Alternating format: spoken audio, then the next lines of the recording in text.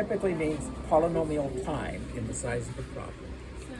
And that's considered to be fast. And the non-polynomial is exponential, which is really slow for big problems. So there's a question about, there's a whole category of problems which, if you know the answer, you can prove that it's the answer in polynomial time. Okay. If you don't know the answer, it takes exponential time. But there's this class of problems that's non-deterministic polynomial, which means, you know, if you know the answer, it's polynomial. If you don't know the answer, but nobody knows that p is equal to np. And most people who think they know what they're doing with their stuff think they're not equal. And I have this wonderful algorithm, which I can't get around to coding because I don't have my optimization code working properly, that I think will do it in polynomial time. So this is a very exciting thing for me, and I am right now running out of gas. I've been very slow the last few days. Yesterday wasn't so bad. The day before that, I think the cancer is, I'm just hoping the Pluvicto is going to kind of reverse things at this point. So I'm frustrated.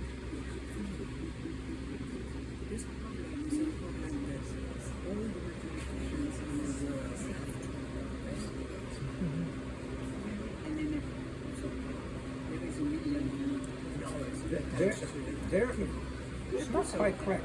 There are people that have shown that p is equal to np, but it turns out people weren't convinced by their proof. There are more people, I think, that have proved that, pardon me, I say p is not equal to np. There are people that have proved that p is not equal to np. Then there are people that prove that p is equal to np. None of the proofs hold up under scrutiny. But I believe I have a kind of algorithm that I don't think people are likely to think of, that I think has a chance. And I could explain the algorithm to you if you're interested. Murray says, yeah.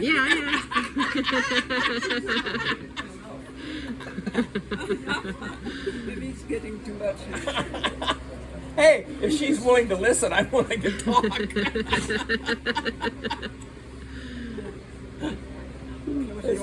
It's too much for you, isn't it? She doesn't really understand this at all.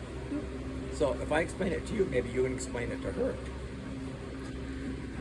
So the idea here, when people solve, these are integer problems. So you want a solution that are integers. You know what integers are?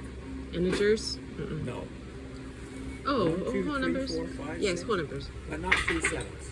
That's a fraction, not an integer. Okay. The problem has to have an integer solution. And in fact, frequently, the integer solution has to be either 0 or 1. But there's a lot of variables, so there's a lot of zeros and ones here.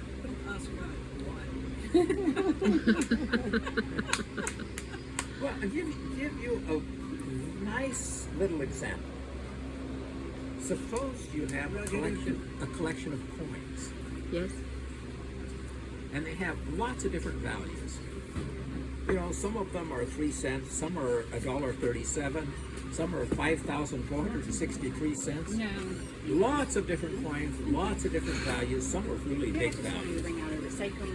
And the question is, you have a bill for, I don't know, 1,500,463 or something, and you want to make exact change from these coins. Okay.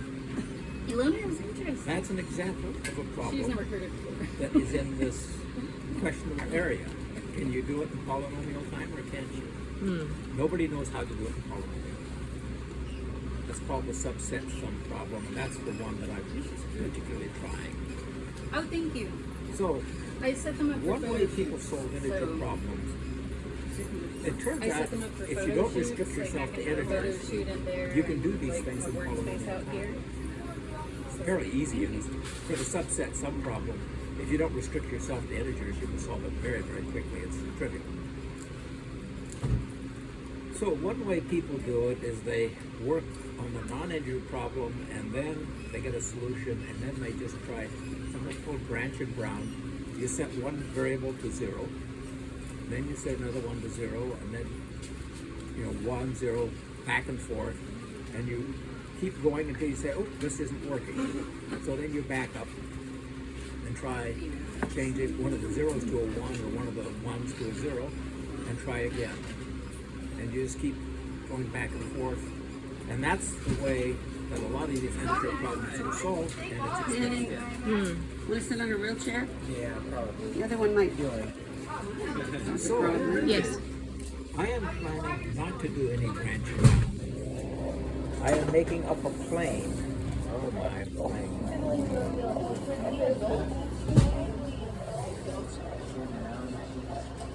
No, she's not lost. She's listening very attentively. She's interested. Unlike my wife.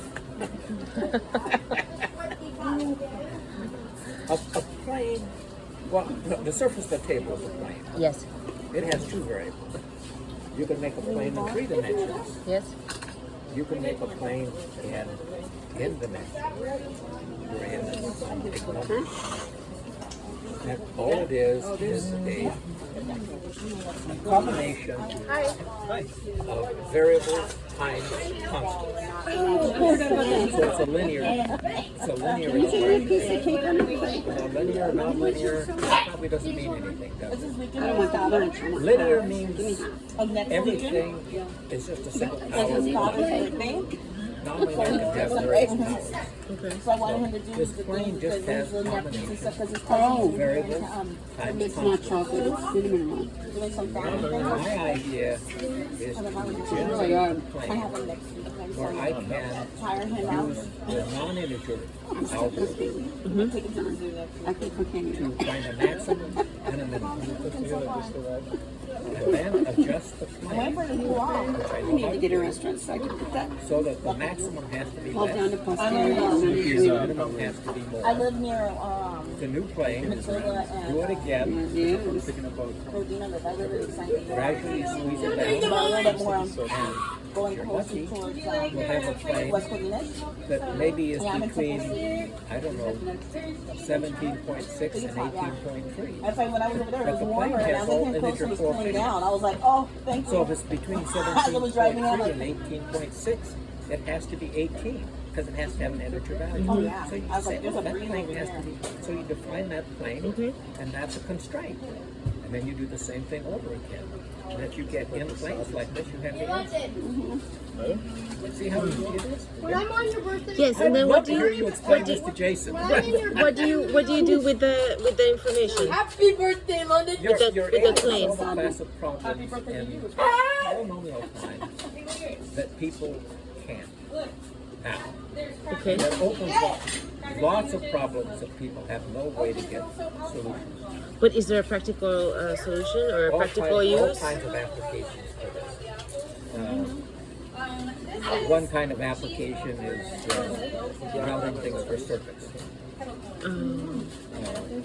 It's, airlines are interested in solving integer problems because you don't have a fraction of a cabin crew, you don't have a fraction of a pilot, you don't have a fraction of a I'll put the gun down. I'll But you put have the gun lots. down.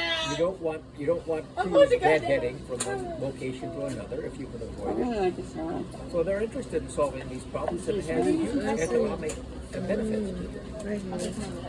There's lots of problems like this. Yeah, I like it. See, it's nice.